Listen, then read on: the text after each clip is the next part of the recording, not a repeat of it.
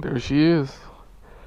That is my 2015 Ninja 300. It's my first bike. I really like it a lot. Just really started riding around 6 months ago, and I feel that I've already gotten really comfortable on it. Maybe I'll upgrade. Maybe I just keep it and just ride it.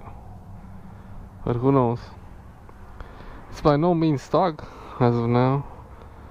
I've done a lot of mods to it. Most of the ideas I got from SpacePod. He's also the owner of another 300, and he's a really good motor blogger on YouTube. Well,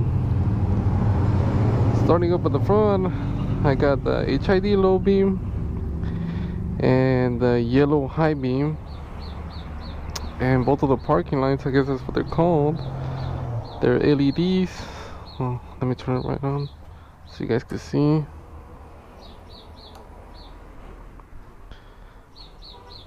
Oh, I guess the engine has to be on in order for you to see that. There you go.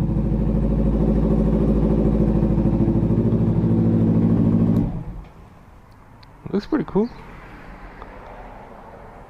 Looks really nice. Another thing I did is I plastic dipped the windshield. I had it shiny at first. I had just done the tail light paint, the smoke lens on the inside, so all of this was shiny.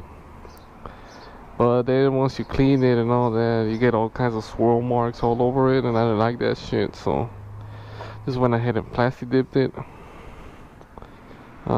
I got the Potso levers, shorties. The clutch is really soft in this bike, so yeah. I also did the Yoshimura frame sliders. It was a pretty easy install. You have to pretty much take out all the fairing and everything and drill the hole through the inside, but it's no biggie. Another thing I also did to this bike, I added the Yoshimura rear set bracket, because whenever I would go up to Idlewild or Sage Road and I had to lean into the turn, my foot will scrape. Not on these shoes, but some other shoes, and I will freak the fuck out. So with this, it raises it up another inch and another inch back, so you're more of an aggressive position when you're riding, and they really help out a lot. And moving on, I did the 40-tooth sprocket. It pretty much lengthens your first gear and the gears after, so whenever you're doing canyon runs or just street riding, you don't have to shift as much. Really helps out a lot. That way you ain't gotta shift in the middle of a turn and you don't mess up your line and all that. And moving on, I did the M&D fender eliminator. I used to have the turn signals mounted, but then I got the integrated light, LED, of course. It's really nice. Watch, I'll show you guys. That is the blinker, and it has that function when it goes from here to the side. You can turn it on and off depending on how you like it, but you gotta disassemble the tail, and there's a button behind the light, and I guess you click it once or twice and it disables that, so just the yellow part blinks as a whole. But yeah, I like it that way. It's pretty nice. It also has this brake function. When you're gonna brake, it blinks, I think, 4 times really fast, so let everybody else know that, well, to be more noticeable, I guess. Another thing, I did the exhaust slip-on MGP growler, because this bike, straight out of the dealer, is way too fucking quiet.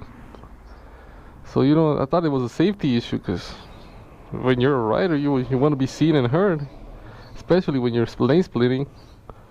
So that's why I went with the loudest exhaust I could get, which is this one. I really like the shorty look. I didn't like the whole big mufflers like the Yoshimura or the Two Brothers. Yeah, that wasn't my style. But I guess there's another exhaust for this bike that is louder. It's the Kaufman, but it's just like a little tip that attaches to this, I guess. But yeah, that wasn't my style. I just decided to go with this one. It's pretty clean. Carbon fiber. Well, I don't know if it's real carbon fiber. Maybe it's just like an overlay. Whatever. Sounds good. I also did I don't know if you guys can see that. But yeah, I changed the brake pads on this. I went with EBC, double H cindered. This, the rear and the front, both of them. And they just pretty much provide a better grip on the disc.